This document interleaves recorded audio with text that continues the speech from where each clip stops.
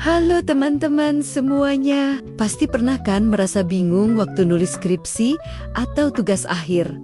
Mana sih referensi yang boleh dipakai dan mana yang enggak? Ada yang bilang harus jurnal, ada yang santai pakai artikel internet, bahkan ada yang asal comot dari Wikipedia. Nah, hari ini kita bakal bahas tuntas nih. Sebenarnya referensi seperti apa sih yang diakui secara akademik sebagai mahasiswa yang lagi skripsi, tesis, atau bahkan disertasi? Penting banget nih buat tahu standar rujukan yang tepat. Soalnya kan nggak lucu ya kalau udah capek-capek nyari referensi, malah ditolak sama dosen pembimbing. Yuk kita mulai dari yang paling penting dulu. Sumber primer. Ini tuh ibarat harta karunia dunia akademik. Apa aja sih yang masuk kategori ini? Pertama, jurnal ilmiah terakreditasi. Di Indonesia kita punya Sinta. Kalau internasional ada yang terindeks Scopus atau Web of Science. Kedua, buku-buku ilmiah dari penerbit terpercaya.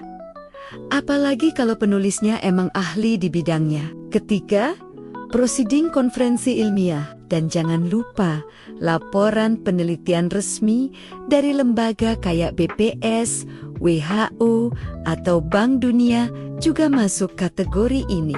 Terus ada sumber sekunder nih. Ini tuh kayak pendukung gitu.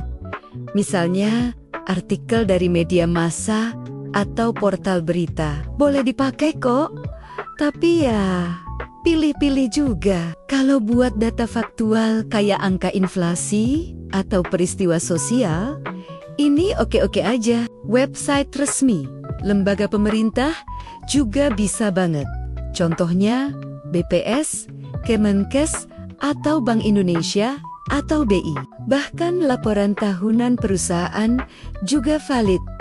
Kalau topik kamu emang seputar bisnis atau ekonomi, nah, yang paling penting nih, sumber yang sebaiknya dihindari. Wikipedia itu contoh klasik. Boleh dibaca buat gambaran awal, tapi jangan dijadiin referensi utama ya. Kenapa? Karena bisa diedit sama siapa aja. Blog pribadi, postingan medsos, atau buku-buku non-ilmiah kayak novel dan motivasi juga sama. Kecuali kalau memang itu yang kamu teliti. Misalnya, kamu riset tentang dampak novel terhadap pembaca. Ya, novelnya boleh jadi sumber utama dong. Intinya gampang kok.